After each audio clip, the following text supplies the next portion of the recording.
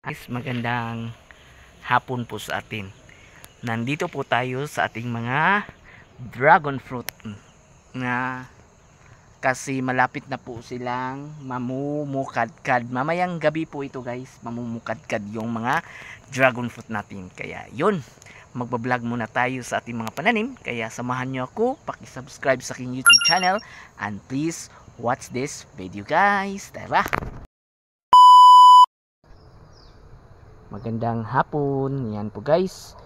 Another vlog na naman for today's video kasi mamayang gabi tayo uuwi kasi may ipupulinit po tayo. Yun, a great day lang talaga is kumbaga pa ito po siya guys is mamumukadkad mamayang gabi. Kaya pagtiyagaan talaga natin ito para maka-income din tayo.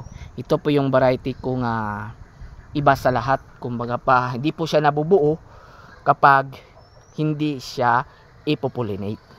Ayan po guys, at yung iba naman is yun, madami na po, tapos na po silang namumulaklak.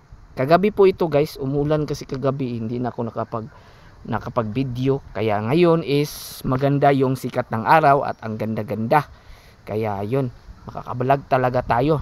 Ito po yung natin, dragon fruit natin. Napaka maraming namumulaklak. Dan na po sila namumulaklak at may pakabing po na mga buds na naman. Sana po is madami pa yung ipoproduce ng ating mga dragon fruit. Kasi pag madami is bibigyan pa tayo ng maraming bunga. Ayan po guys, yung mga dragon fruit natin. Ayan, at may magbabuds. Ito lang talaga ang ganahan ako sa dragon fruit talaga is may magpabuds at may tapos na magpa-flower at may maha-harvest din tayo. Yan po guys, diba? May maha-harvest din tayo. Ito ang kaya gusto ko talagang mag-alaga ng mga dragon fruit kasi para sa akin is maganda siya tingnan. Maganda siya tingnan. I don't know lang sa iba, basta sa akin is maganda talaga siyang tingnan. Yan po guys. Ang kagandahan lang talaga, bilib talaga ako dito sa dragon fruit kasi hatik talaga sa bunga kapag inalagaan mo. Hatik talaga. Yan po guys. At ito, mamayang gabi po ito is mamumukadkad. Ganyan po kapag malapit ng magbubo boom flower. Yan po guys, ayan, yan po. At dito naman din tayo sa ating mga kapasyunan. Yung mga passion fruit natin. Aba si Uncle Col. Ayan, punta po tayo sa ating mga kapasyunan. Actually guys, yung mga passion fruit natin is talaga, kumbaga pa di kayo marami bunga or na may mga bunga pero palagi kasing umuulan dito sa amin Kaya ganito yung resulta niya guys. Ang gaganda din ng mga flower nila pero kuha lang talaga, kunti lang yung mabubuo na flower guys. Ay nga bunga. Maraming bunga at marami nang mahinog guys. Ayan, marami nang mahinog di ba? Kulay purple na po siya di ba? Nagka-purple na po siya, hindi pa to siya purple ato ni Agi. Malapit na po siyang ma-harvest.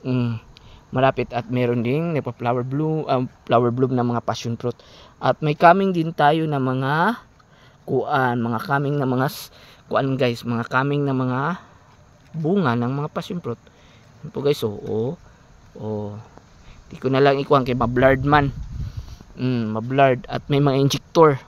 Ilalaban niyo yung mga injector, sila yung nag-i-inject sa mga pananim natin. Yan po diba?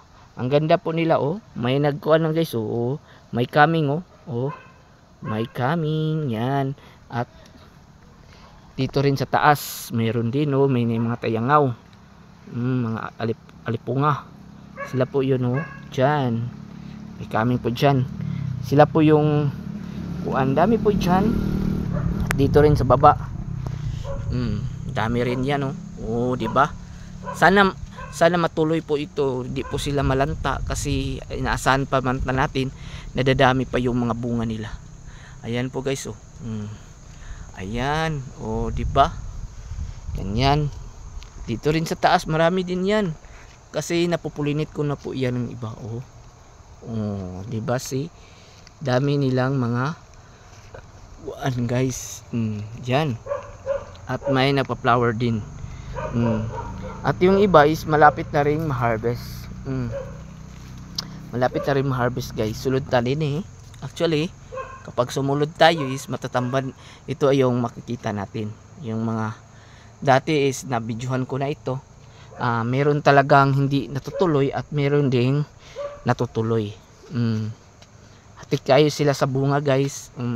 Actually bitaw guys, yung dito talaga, dito yung malaki kinuha guys, sayang hindi ko nakuha kasi meron kasi nagsulod dito sa amin na ibang taho ang nagsulod na kinuha talaga. Kumbaga pa tinikman niya kung kuan, dapat hindi po niya tinikman kasi wala po ito kasi guys, di pa to ito hinog. Hindi pa po ito hinog, kahit kukunin nila ito hindi pa po ito hinog. Makukulay violet pa po ito, haya mo siya ma-harvest. Ang iba dyan is malaglag. Kaya sa kanya gusto niya siguro niya na tikman kasi nainganyo po siya sa bunga ng ating mga mga passion fruit. Kasi kuan naman talaga makainganyo naman yun, akala nila hinog na, di ba? Dito rin oh, may tatlo, di ba? Tatlo rin, tatlong magkakasuloy, ay magkakakuha no, tatlo yan. Dito naman tayo sa baba ay sa gawas na sad. Yan. Ano naman to isa? Yan nagkakuan din eh. Oh, yan oh. May lagdi din siya unsa guys. Kimurag malayos. Pero tigaan na lang natin. Ang doon sa taas is natagak talaga siya. Yan. Dito naman tayo sa atin. Ang yung mga passion fruit natin guys is malapit na talagang malapit na siya makuan, marbis. Malapit na siya ma-harvest guys. So tanong mo, tignan nyo. Nag-action na siya violet oh. Diba? Hintayin na lang natin at dito rin. Sulod tayo. Diba? Oh, ito yung tinatawag ko guys, injection. Oh. Yan po. May nag-i-injikan talaga nila, pero ito guys, di po to siya daot. Di po yan lalapos sa ilalim kasi baga ng mas makapal po yung panit nito. Pero ang nakatsada, ang nakapan lang is not attraction na siya. Pero okay lang yan. Not bad oh, di ba? Ang laki. Ang laki. Ayan po guys, labas tayo sa ating mga pananim. Ganyan lang po talaga guys. Ganyan na ganyan. Yung iba doon oh. Tingnan nyo. Pasok tayo dito para lalabas na lang tayo. O yan. Madami. O diba? O diba? Pero lalabas na tayo. Yan po guys. Pinapalimpyuhan ko talaga ni Uncle yung mga kuan. Pinapalimpyuhan ko. Medyo blurred na po siya. Ayan. Bakit blurred na siya? Okay. Ayan. Dito na lang po tayo guys. Salamat sa inyong paglantaw. Thank you for watching.